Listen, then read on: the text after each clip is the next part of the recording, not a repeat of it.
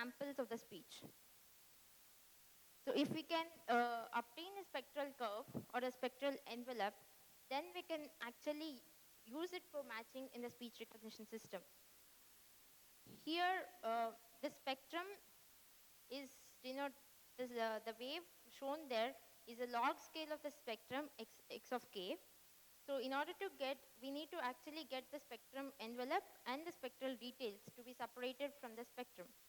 So we do know that x of k is x of n is h of n convoluted with e of n. Now in frequency domain, this is x of k is multiplication of h of k and e of k. However, we are performing the processing in the logarithmic domain. So it turns out to be addition of logarithm of h of k and e of k. Now our target is to separate this spectral envelope and spectral details from the spectrum. That can be done by actually considering the low frequency region of x of k that is obtained and doing an IFFT, that is inverse Fourier transform. And after performing the inverse Fourier transform on the log spectrum, we actually get the spectral envelope and the spectral details separated. This procedure of doing Fourier transform and doing an inverse Fourier transform on the log of the Fourier transform is called cepstral analysis. Mathematically, as we have discussed, it is addition of log of h of k and e of k. So if we take inverse, and it turns out to be the add instead of multiplication. So the cepstral analysis doesn't actually model the human perception system or human perception. So and also it contains needs to process all the samples irrespective of whether the samples are similar or dissimilar. So MEL frequency analysis actually models the human perception. As we have discussed, the cochlea or the ear has a nonlinear discrimination of frequencies. So this ear acts as a filter, and it doesn't process all the frequencies, rather it concentrates only on few frequency components.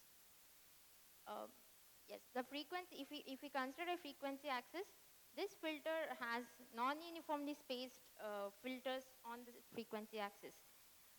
In precise, the lower frequency region has more number of filters, and the upper region, higher frequency region has less number of filters. This spacing between each filter is nonlinear till 1 kilohertz, linear till 1 kilohertz and then nonlinear after that. So for the MEL frequency analysis, again the same steps till spectrum is followed, like the speech is taken, framed and windowed, and then Fourier transform is applied and spectrum is obtained for each frame. Then we pass this spectrum to the MEL filters. The MEL filters are of actually triangular shaped, overlapped MEL filters, and the peak is always 1. So we pass the spectrum, each spectrum of the frame through MEL filters, and we finally get the cepstral vectors. This is the entire process of MEL frequency analysis. These cepstral vectors actually denote the feature vectors of a speech recognition system. Now moving on to actual implementation or the design of speech recognition system, feature extraction engine for speech recognition system. The method we have chosen is a MEL frequency cepstral coefficients based feature extraction engine to maintain the near accuracy, because MEL frequencies actually represent the human auditory system, and the cepstral coefficients gives us less computational load, and the logarithmic scale gives an advantage of discrimination. So the block diagram is shown in the screen, like the speech is taken and that is an analog signal that is first digitized. Z of n is a digitized audio waveform, and it is framed and windowed. Y of n is a framed signal. We transform it from the time domain to the frequency domain using FFT. And the Bell-Bank filtering is performed on the magnitude of the converted frequency domain signals. And finally, we need to do the cepstral analysis, for which we compute the log of the energy spectrum found. And finally, we pass it through DCT. That gives us the MFCC for inverse transform. That gives us the MFCC coefficient vectors. The mathematical equations for which, for the block diagram explained above is given here. So if we see the framing and windowing, we have used a Hamming window. The conversion of time domain to frequency domain is done using discrete fast Fourier transform. W, N, K, N over there represents the twiddle factors, which are e power Nk, J and K. The Mel filter bank design need not actually have to design the hardware module for this. This is a series of filter banks which follow this transfer function. Energy computation is after passing the spectrum through this filter bank, we compute energy over every filter bank. Finally, the log of energies are taken, and to perform DCT, we take the cost matrix, that is cos of Nm plus 0.5 pi by m. We multiply and sum it over m filter banks. We get MFCC computed cepstral vectors.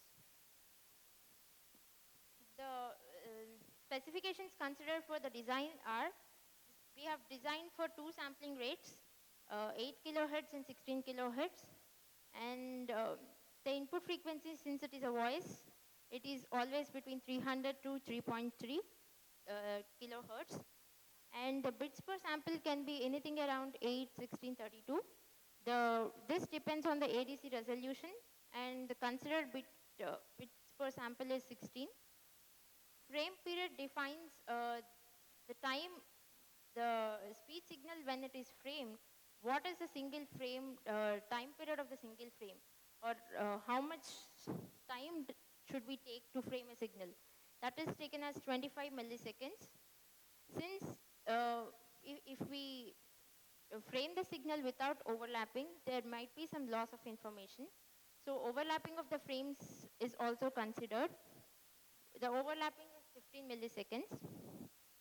The overlapping of two frames is 15 milliseconds. And this comes to number of samples per frame as 200 for 8 kilohertz frequency and 16 kilohertz frequency. This number of samples per frame comes to 400. Since we have 200 samples per frame, we need to actually use 256 point FFT. And for 16 kilohertz, we need to use 512 point FFT. The number of Mel filters will actually determine the accuracy of the filtered energy. So 20 is found to be an average optimum value for accuracy. So we have used 20 number of filter banks for both 8 kilohertz and 16 kilohertz. The number of cepstra used is 12. That is determined by the cepstral coefficients. Coming to the design modules which are utilized inside the feature extraction engine system. First, the framing of samples with overlap is shown here. The first frame is having 200 samples, like every frame will be having 200 samples. The overlap number of samples is 180, so 120.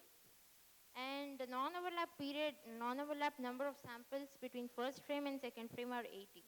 So if we can see here, the frame 1, the 80th sample of frame 1 is the 0th sample of frame 2. And similarly, the 80th sample of frame 2 is 0th sample of frame 3. And the 200th sample of frame 1 is 120th sample of frame 2. And such overlap goes on. There are either 2 number of overlaps or 3 number of overlaps possible. This is due to the 15 milliseconds overlap considered. moving on to fast Fourier transform, we need to actually perform 256-point fast Fourier transform. The computation of direct 256-point DFT or FFT is very huge, very complex, and the resources are also more. So what actually the 256-point FFT can be computed from a smaller point FFTs. Here we have used 16-point FFT as a base FFT model for building 256-point FFT. So first, the x of k or x of n is actually transformed into an array of L comma m size. And on this, we actually make it a sum, instead of when it is transformed into 2D, we have two summations, and the proper twiddle factor factorization is also shown. Finally, for performing 256-point FFT using 16-point, first we need to perform an L point or 16-point FFT on the actual input or the time domain input, and then the twiddle factor normalization has to be done on this transformed f of m comma s. After twiddle factor normalization, we need to again perform another 16-point FFT on this normalized FFT signal. So this can be diagrammatically represented as this. So first, FFT 16 is performed on all the columns of input